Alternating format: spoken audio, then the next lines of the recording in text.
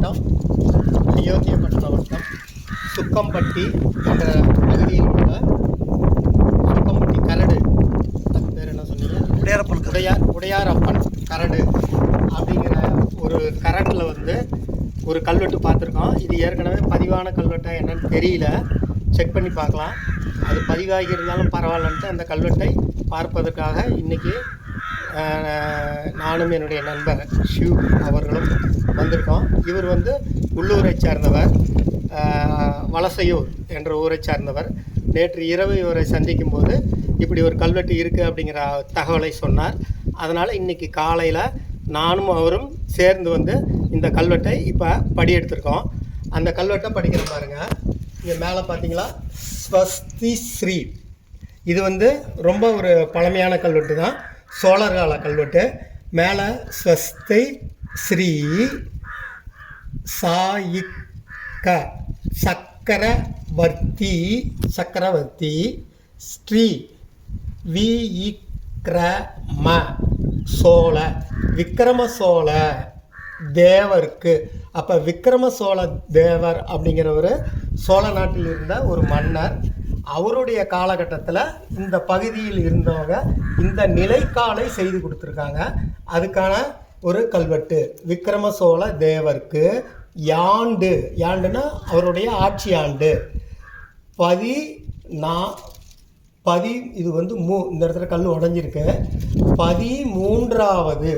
அப்போ விக்ரம சோழ தேவருடைய ஆட்சி ஆண்டு காலத்தில் 13வது ஆட்சி ஆண்டு காலத்தில் இந்த கல்வெட்டானது வெட்டப்பட்டிருக்கு. இந்த ஊருடைய பேருமே இதில் வந்து தெளிவாக சொல்லப்பட்டிருக்கு. இப்போ சுக்கம்பட்டி என்று சொல்லக்கூடிய அந்த ஊரானது பனைய சொக்கம்பட்டி என்று இதில் குறிப்பிடப்படுகிறது. அப்போ இங்கே வந்து பனை மரங்கள் நிறைய இருந்திருக்கு. அந்த காலகட்டத்தில் சொக்கம்பட்டி என்று சொல்லக்கூடிய இந்த ஊரானது பனைய சொக்கம்பட்டி அப்படின்னு சொல்லிட்டு கல்வெட்டுகள் இங்கு குறிப்பிடுகிறது. அந்த சொக்கம்பட்டிங்கிறது தான் மருவி இன்னைக்கு சுக்கம்பட்டி என்று குறிப்பிடப்படுகிறது. சொக்கம்பட்டி.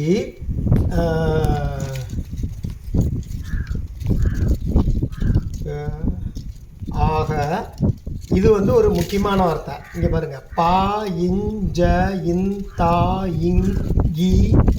பஞ்சந்தாங்கி.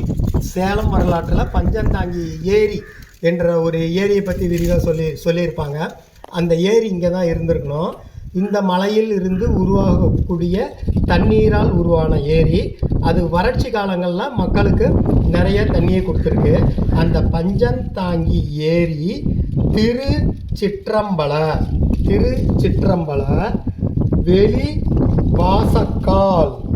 இதோட இது முடிஞ்சிருக்கு. அதாவது இந்த வெளி வாசல்கால் யார் செஞ்சு கொடுத்துருக்காங்கனாக்கா, இந்த பனைய சொக்கம்பட்டி என்ற ஊரை சேர்ந்த இந்த பஞ்சந்தாங்கி ஏரி பகுதியை சேர்ந்த திருச்சிற்றம்பலம். இந்த கோயிலில் இருக்கக்கூடிய திருச்சிற்றம்பலம்னா இறைவனுடைய அடியார்கள் செஞ்சு கொடுத்துருக்காங்க அப்படிங்கிறத இந்த கல்வெட்டு சொல்லுது. உங்களுக்காக ஆரகலூர் பொன் வெங்கடேசன், சேலம் வரலாற்று ஆய்வு மையம். நன்றி.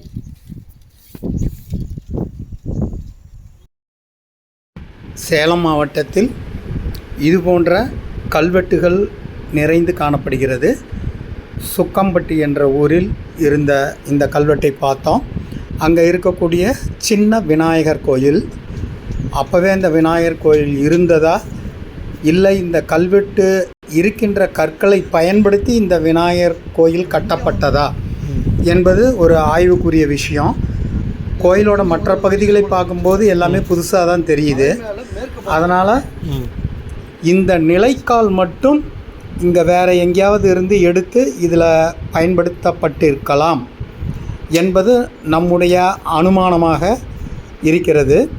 இந்த கல்வெட்டானது சேலம் நாமக்கல் மாவட்ட கல்வெட்டுகள் என்ற நூலில் வந்து ஏற்கனவே பதிவான ஒரு கல்வெட்டு தான் இது.